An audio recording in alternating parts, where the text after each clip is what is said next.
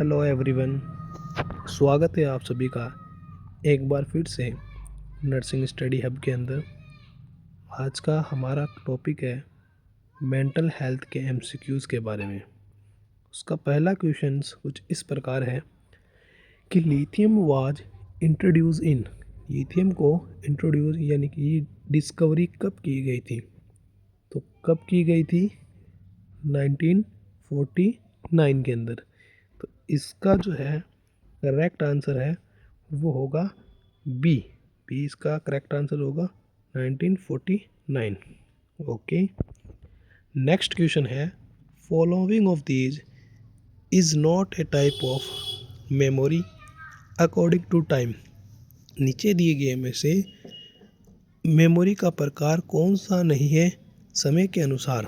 तो समय के अनुसार 3 प्रकार की मेमोरी होती है, इमीडिएट, रिसेंट और रिमोट। तो इसमें जो इन तीनों के अलावा जो ऑप्शन दिख रहा है वो दिख रहा है हमें बी, वर्किंग मेमोरी। तो इसका होगा बी। अगला जो क्वेश्चन है वो है who is known as father of psychiatry.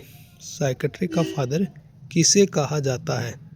तो साइकेट्री का फादर किसे कहा जाएगा? चारों में से फर्स्ट है फिलिप पिनियल जो कि साइकोलॉजी के फादर हैं, बेंजामिन रश जो कि अमेरिकन साइकेट्री के फादर हैं, सी विलियम वुंड जो कि साइकेट्री के फादर हैं, और सिगमंड फ्रूड जो है मॉडर्न साइकेट्री के फादर हैं। 4 ऑप्शन हैं, चारों अलग अलग सवाल है और इसका जो सही जवाब है वो है सी।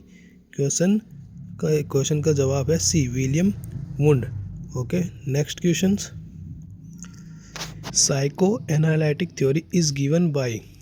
साइको एनालिटिक थ्योरी किसके द्वारा दी गई थी? 4 ऑप्शन है, चारों में से जो किसके द्वारा दी गई थी बताइए। जीन पियाजेट के द्वारा, एरिक एरिक्सन के द्वारा, सिगमंड फ्रूड के द्वारा या कोलबर्ग के द्वारा। तो ये जो दी गई थी किसके द्वारा गई थी? सिगमंड फ्रूड के द्वारा। एरिक एरिक्सन के द्वारा साइको सोशल थ्योरी दी गई थी और कोलबर्ग के द्वारा कॉग्निटिव बिहेवियर थ्योरी भी दी गई थी। नेक्स्ट क्वेश्चन की ओर। नेक्स्ट क्वेश्चन है National Mental Health Programme was came in. मतलब कि नेशनल मेंटल हेल्थ प्रोग्राम कब आया? वह कब आया? 1976 में आया। इसका जो सही जवाब है वो है बी, 1976।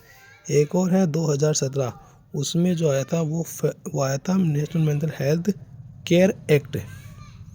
इसके बाद में देखते हैं following of these is a mood disorder. नीचे दिए गए में से मूड डिसऑर्डर कौन सा है? तो आपको बता दूं मूड डिसऑर्डर 2 होते हैं, एक जिसमें मूड हैप्पी होता है और एक सैड होता है, मेनिया और डिप्रेशन। तो इसका है D. Psychiatric disorder are involve in which chapter according to ICD classification. ICD international classification of disease के अनुसार साइकेट्रिक डिसऑर्डर कौन से चैप्टर में आते हैं? तो आईसीडी के अनुसार A to Z चैप्टर आते हैं और साइकेट्रिक के जो चैप्टर हैं वो चैप्टर F के अंदर आते हैं। इसका सही जवाब है वो होगा C. Okay, next question. Who is known as father of modern psychiatry. इसका जो है अपन ने पहले ही बताया था, मॉडर्न साइकेट्री का फादर किसे कहेंगे अपन? सिगमंड फ्रूड को कहेंगे, ठीक है। बेंजामिन रश को क्या कहेंगे? अमेरिकन साइकेट्री का फादर। नेक्स्ट क्वेश्चन है which of the following is a organic psychiatry disorder. Organic मतलब ऑर्गन, अपन सीएंस मतलब माइंड के लिए जो है न्यूरॉन वगैरह है रेस्पॉन्सिबल होते हैं। तो न्यूरॉन मेनली कहाँ होते हैं? ब्रेन में होते हैं।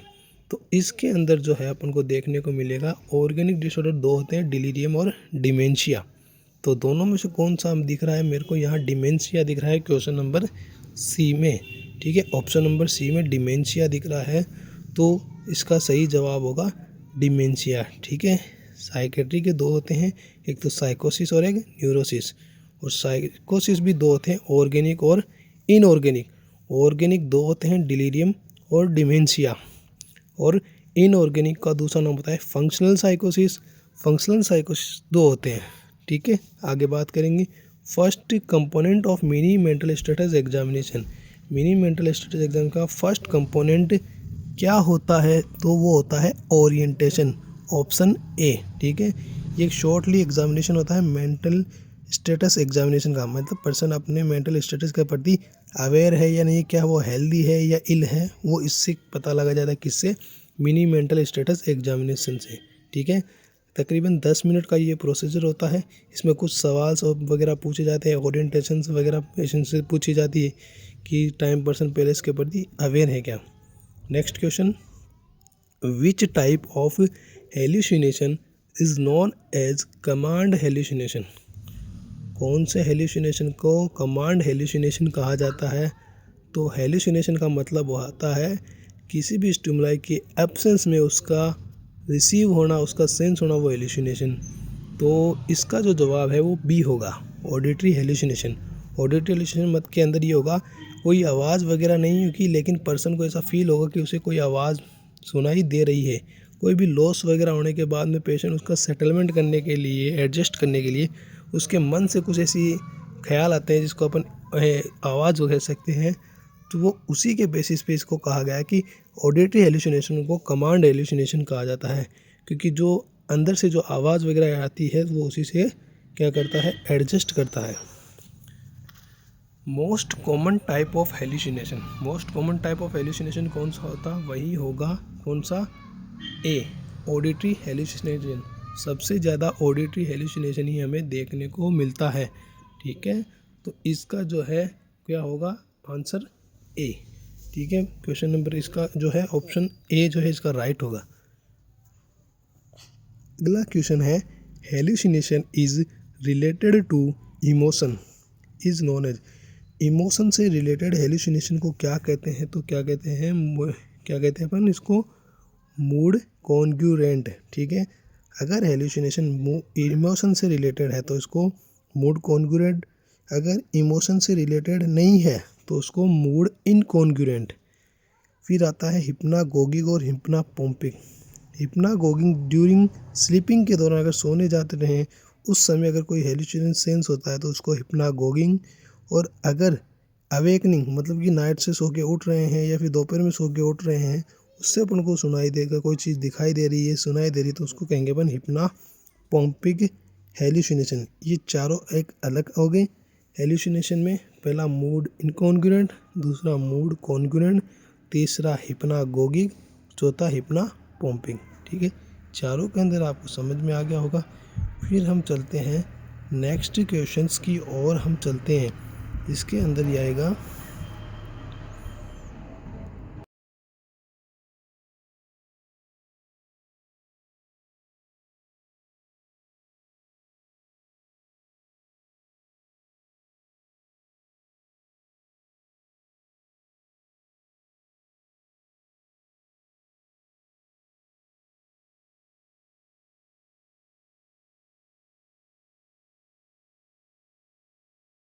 नेक्स्ट क्वेश्चन है, autism is which stage of thinking disorder. पहले तो हम बात करते हैं थिंकिंग की। थिंकिंग के कितने लेवल होते हैं, 3 लेवल होते हैं, फॉर्मेशन लेवल, प्रोग्रेशन या फिर एसोसिएशन लेवल या फिर कंटेंट लेवल। ठीक है, तो ऑटिज्म जो है वो एक प्रकार के फॉर्मेशन लेवल का डिसऑर्डर है। फॉर्मेशन लेवल के अंदर क्या होता है कि फॉर्मेशन का मतलब एक भी सिंगल आइडिया का बनना। ओके, सिंगल आइडिया का बनना। अब उस आइडिया से फर्दर रिलेटेड कौन सा आइडिया आता है उसको कहते हैं अपन प्रोग्रेशन या फिर एसोसिएशन लेवल। और ये जो आइडियाज़ दिमाग में आए इनका रिजल्ट क्या निकलता है उसको कहते हैं अपन कंटेंट लेवल। तो ऑटिज्म एक प्रकार से किसका लेवल का डिसऑर्डर है, ऑटिज्म जो है वो फॉर्मेशन लेवल का डिसऑर्डर है। फॉर्मेशन लेवल मतलब कि जहाँ पर पेशेंट के आइडियाज़ ही नहीं बनेंगे, पेशेंट के माइंड में आइडियाज़ ही नहीं बनेंगे। ठीक है, किसी भी चीज़ अगर उसको दे देंगे तो वो समझ में नहीं आएगा कि ये चीज़ क्या होती है, किस काम आती है वगैरह। ठीक है, फिर हम आगे बात करते हैं इसके नेक्स्ट क्वेश्चन के बारे में बात करते हैं हम। Is not a stage of thinking. अभी जैसे मैंने बताया था कि थिंकिंग की स्टेज कितनी होती है, 3 होती है। पहली होती है फॉर्मेशन लेवल जिसमें सिंगल आइडिया बनेगा, दूसरा होता है प्रोग्रेशन या फिर एसोसिएशन लेवल, और तीसरा आता है कंटेंट या कंक्लूजन जिसका रिजल्ट निकलता है। तो इसमें जो है इसका राइट आंसर होगा डी, कंटिन्यूअस लेवल। ऐसा कोई लेवल नहीं होता है। तीनों लेवल आपको समझा दिए हैं। पहला क्या होगा, फॉर्मेशन जिसमें सिंगल आइडिया बनेगा,